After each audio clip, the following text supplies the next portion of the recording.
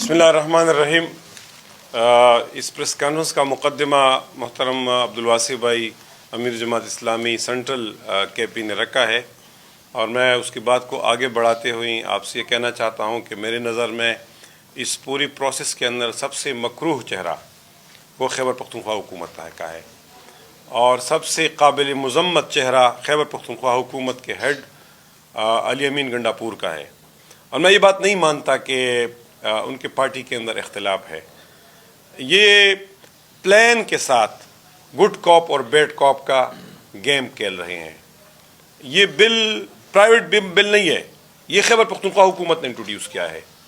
और ये बात वाज़ेह रहे कि 18वीं तरमीम के मुताबिक गैस, तेल और हाइडल पावर ये तो फेडरल गवर्नमेंट का डोमेन है, लेकिन माइंस एंड मिनरल सूबे का डोमेन है। इस पे सूबे के लोगों का हक है, प्राइवेट सिटीजन्स का हक है और इस पे रेवेन्यू के अंदर हुकूमत का हक है। ये बिल्कुल फेडरल डोमेन नहीं है और ये बिल्कुल क्लियर है आईनी पाकिस्तान के अंदर। तो इसलिए मैं तो सबसे पहले इस मकरूह चेहरे की मजम्मत करता हूँ और मैं खैबर पख्तूनख्वा का हुकूमत आवाम से कहता हूँ कि वो इनको अकाउंटेबल ठहराए। ये जो डबल गेम मुसलसल खेल रहे हैं कि ये आर्मी के खिलाफ बातें करती है और सिक्योरिटी इदारों के हवाले से बात करती है और बज़ाहिर उनके खिलाफ ऐलान जंग करती है और बज़ाहिर ये बात कहती है इनकी लीडरशिप कि हमारा सिविलियन सुपरमेसी के लिए हम जंग लड़ रहे हैं और पाकिस्तान की आज़ादी के लिए लड़ रहे हैं और पाकिस्तान को अमेरिका से आज़ाद कराना चाहते हैं।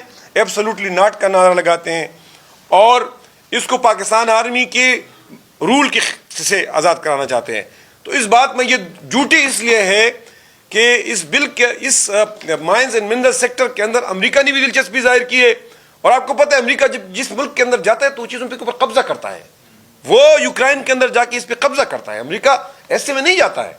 अमेरिका जो बुनियादी मिनरल्स है और स्पेशली इस खैबर पख्तूनख्वा और पाकिस्तान के अंदर रेयर अर्थ प्लस ग्रेफाइट, ये अमेरिका इसके लिए प्लान कर रहा है कि इसके ऊपर पूरी दुनिया के अंदर उसका जो शेयर है वो बढ़े।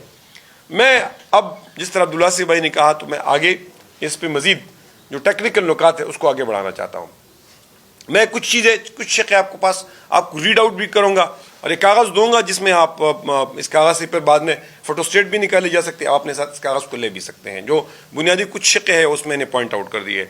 मैं तो सबसे पहले कोई 5-6 नुकात आपके सामने रखना चाहता हूँ। पहला नुकता यह है कि एक स्ट्रेटेजिक मिनरल का इन्होंने जिक्र किया हुआ है कि स्ट्रेटेजिक मिनरल जो है वो फेडरल गवर्नमेंट की होगी। अब स्ट्रेटेजिक मिनरल कौन से हैं ये डिफाइन नहीं हुआ है।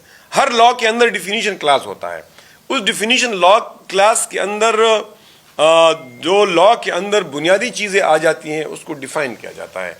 अब किसी भी चीज़ को कल ये स्ट्रेटेजिक मिनरल डिक्लेयर कर सकते हैं। इस पे हमें एतराज़ है। लॉ के अंदर आप डिफाइन करते हैं कि भाई वो स्ट्रेटेजिक मिनरल क्या है और वो क्यों स्ट्रेटेजिक मिनरल्स हैं। ये मेरा ख्याल है कि ये 18 अमेंडमेंट की न सिर्फ स्पिरिट के अगेंस्ट है बल्कि उसके लेटर की भी अगेंस्ट है। न सिर्फ स्पिरिट के अगेंस्ट है बल्कि उसके लेटर की भी अगेंस्ट है।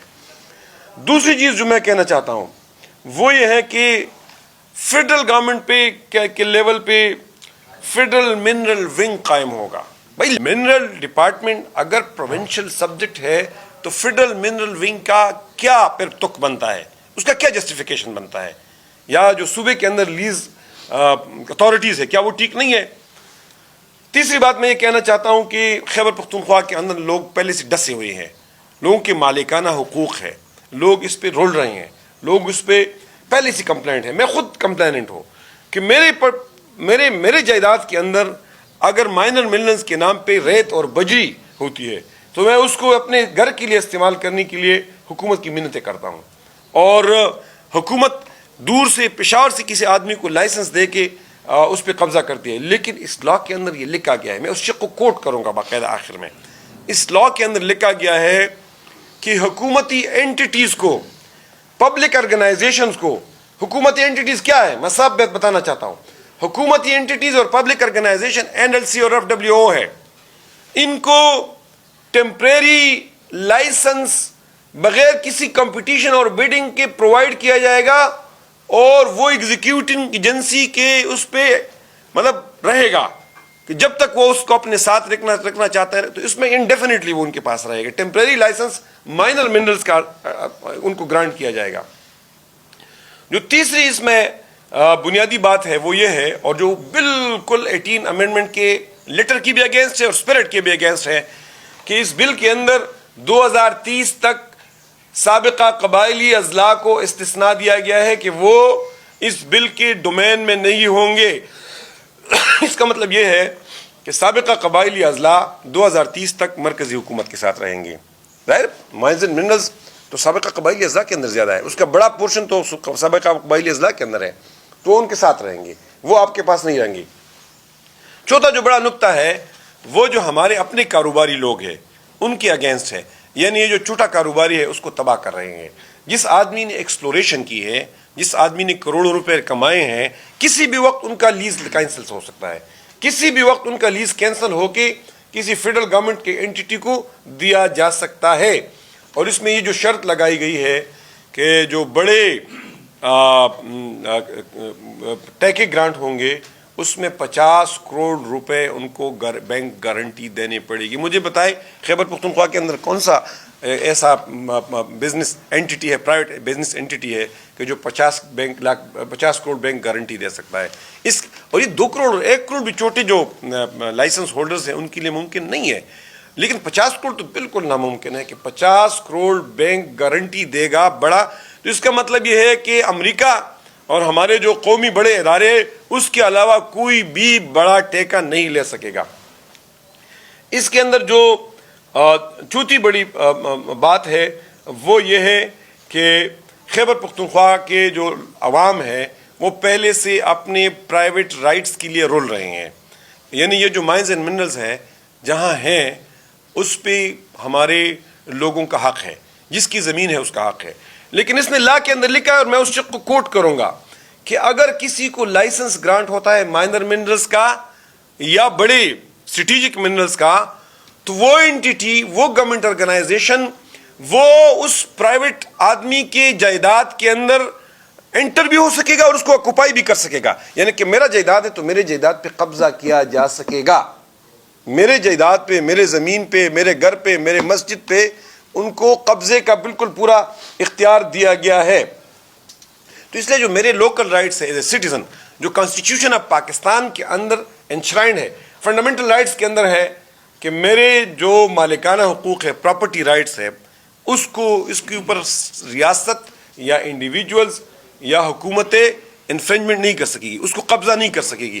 تو یہ لا ان انٹیٹیز کو اختیار دیتا ہے۔ آلریڈی دیکھیے، آلریڈی بہت سی سرکاری زمینیں، بہت سے ہمارے اسکول، کالجز ہمارے سیکیورٹی اداروں کے ساتھ ہے، اور ہم اس کا پوچھ بھی نہیں سکتے ہیں۔ اس لیے ہم اپنے سیکیورٹی اداروں کو بھی کہنا چاہتے ہیں کہ خدا را، ایک بہت پہلے بھی آپ کے درمیان ایک ٹرسٹ ڈیفیسٹ ہے، عوام اور آپ کے درمیان ایک خلیج اور فاصلہ ہے، اس فاصلے کو مزید نہ بڑھائیں۔ یہ فاصلہ آپ بڑھائیں گے تو اس کے نتیجے میں اس کی ریاست کے لیے اور ریاست کی سیکیورٹی کے لیے امپلیکیشنز ہوں گے۔ آپ اس برج کو کور کرنے کی کوشش کریں۔ اور میں آخری نقطہ یہ کہنا چاہتا ہوں، اس کے بعد کچھ چیزیں ریڈ آؤٹ کرتا ہوں۔ میں آخری نقطہ یہ کہنا چاہتا ہوں کہ یہ بل خیبر پختونخوا اور بلوچستان کے اندر کیوں پاس ہو رہا ہے؟ یہ سندھ اور پنجاب کے اندر کیوں پاس نہیں ہو رہا ہے؟ اور کیا آپ کو پتہ نہیں ہے کہ لوگ یہاں کہتے ہیں کہ یہاں 2 قسم کے جھگڑے چل رہے ہیں، خیبر پختونخوا کے ریسورسز پہ قبضے کا جھگڑا چل رہا ہے، یا بیرونی گیم ہے، یا ایک پراکسی وار ہے؟ یہ آلریڈی آپ کے اوپر یہ الزام ہے، آپ اس الزام کو تقویت دیتے ہیں۔ ہم پاکستان سے محبت رکھتے ہیں، ہم اسلام سے محبت رکھتے ہیں، ہم پاکستان کی سالمیت چاہتے ہیں، ہم پاکستانی فیڈریشن کو پلتا پلتا اور اس کو گرو ہونا دیکھنا چاہتے ہیں، لیکن جس طریقے سے پاکستانی فیڈریشن کو آئین کے اللہ رغم چلایا جا رہا ہے، میرا خیال ہے یہ بہت زیادتی ہے۔ کچھ شقیں میں آپ کو پوائنٹ آؤٹ کرتا ہوں۔ یہ جو پارٹ 4 ہے رائٹس اینڈ آبلیگیشنز کے اوپر، اور اس کا ہے سیکشن 32 سب سیکشن 4۔ اس میں ایکٹ کے اندر لکھا ہے for the purpose of projects of national interest a temporary permit may also be granted to a relevant government department or public organization by the licensing authority in relation to minor minerals, the minor minerals licensing authority in accordance with this act۔ یعنی کہ جو public organization ہے یا government department ہے، اس پہ ہمارا اعتراض یہ ہے کہ پہلی ہی سے NLC اور FWO عام جو وینڈر ہے، عام کنٹریکٹر ہے، ان کے ساتھ انفیئرلی ٹریٹ کر رہا ہے. ان کو بغیر کسی کمپٹیشن کے، فیئر بیڈنگ کے سول ورکس کے اندر بھی بڑے بڑے ٹیکے الاٹ ہو رہے ہیں. اس پہ پہلے بھی ہمارا یہ اعتراض ہے کہ یہ پورا پروسیس فیئر کمپٹیشن کا ہونا چاہیے. اگر کوئی فیڈرل گورنمنٹ کی اینٹی، صوبائی گورنمنٹ کی اینٹی چاہتی ہے تو وہ ملک کی بین الاقوامی کمپنیز کے ساتھ کمپٹیشن میں آ جائے. یہ انفیئر ہے، ہم اس کو ریجیکٹ کرتے ہیں. اس کا دوسرا سیکشن 32 ایکٹ، دا ایکٹ کا سیکشن 32 جو ہے وہ منرل ٹائٹل ڈیوریشن کے حوالے سے ہے، اور اس میں یہ لکھتا ہے کہ where under the temporary permit category the act status that for such period as desired by executing agency or till completion of project. یعنی یہ جب ٹیمپریری ٹائٹل الاٹ ہوگا حکومتی ایجنسی کو تو یہ ان کی وش پہ ہوگا، یعنی as desired by the executing agency یا NLC or FWO or any other government entity، یا جو پروجیکٹ وہ کرنا چاہتے ہیں وہ، یعنی مطلب یہ کہ انڈیفینیٹلی ان کے ساتھ ہوگا. تو اس پہ ہمیں اعتراض ہے. ہم اس کو، اس شق کو چاہتے ہیں کہ اس شق کو ریوزٹ کیا جائے.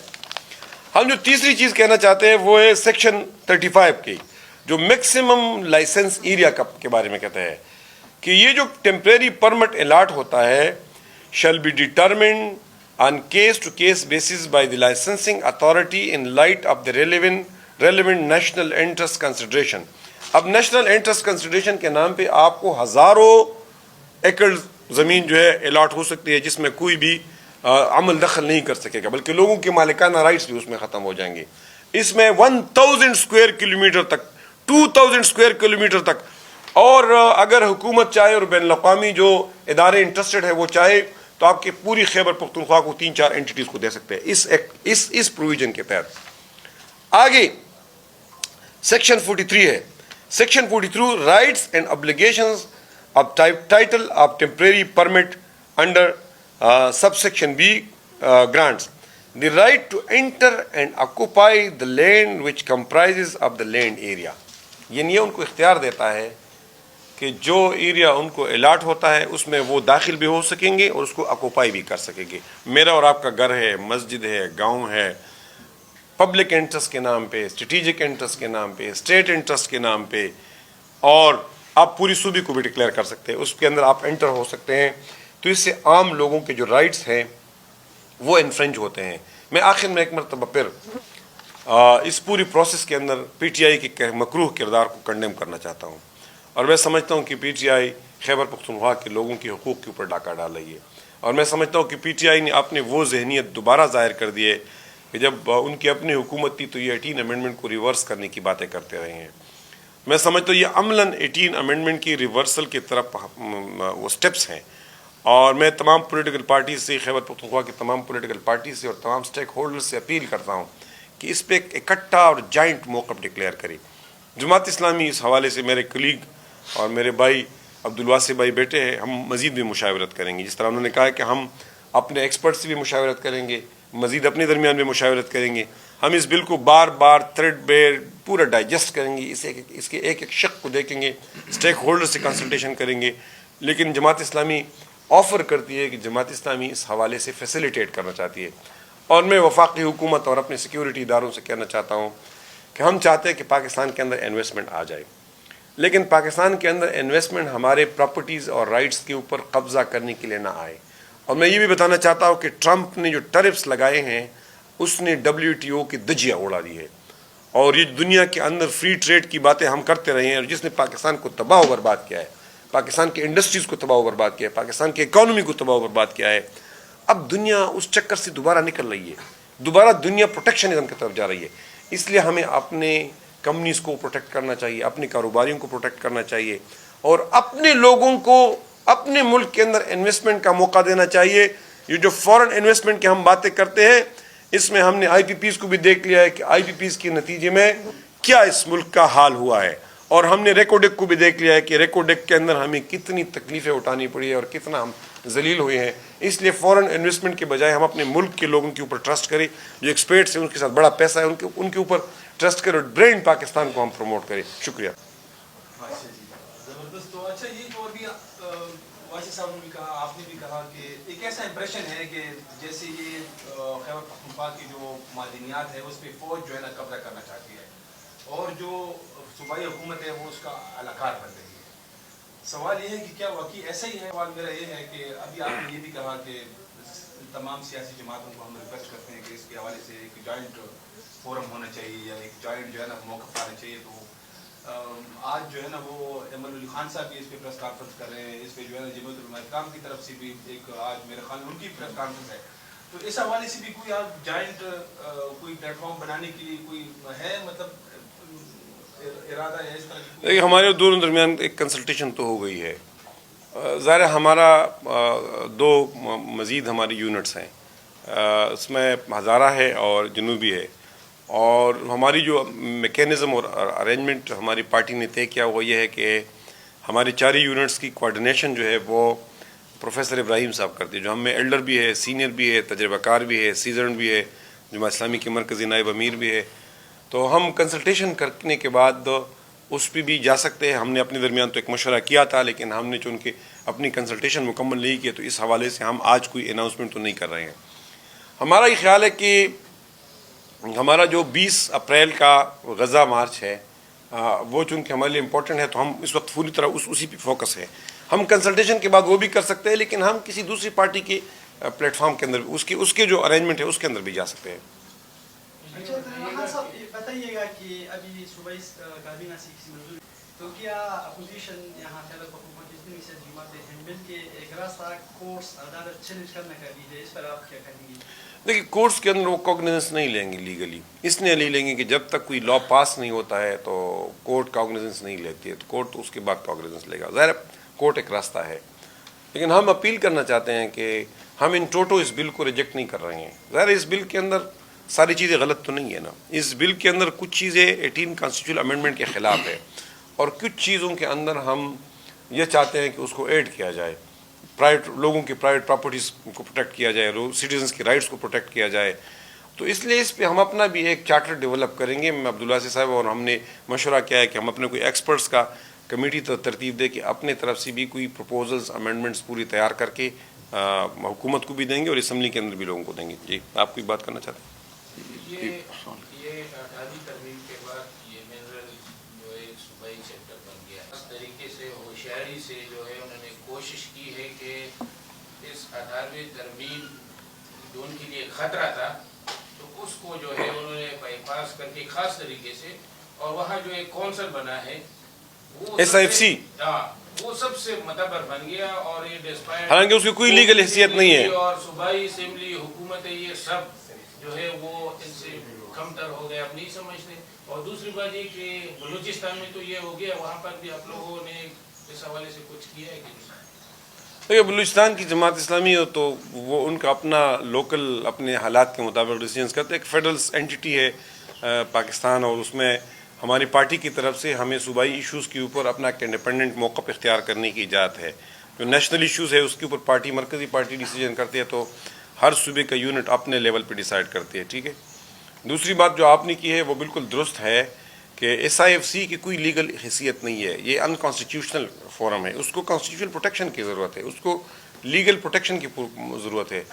وہ کسی لیگل فریم ورک کے اندر نہیں ہے, اس کا کوئی لیگل فریم ورک نہیں ہے. تو اس لیے میں سمجھتا ہوں کہ SIFC کی فورم سے ایسے ڈیسیجنز کہ جو کانسٹیٹیوشن کو وائلیٹ کرتے وہ مناسب نہیں. SIFC تو purely day to day business کے اوپر بات کرے.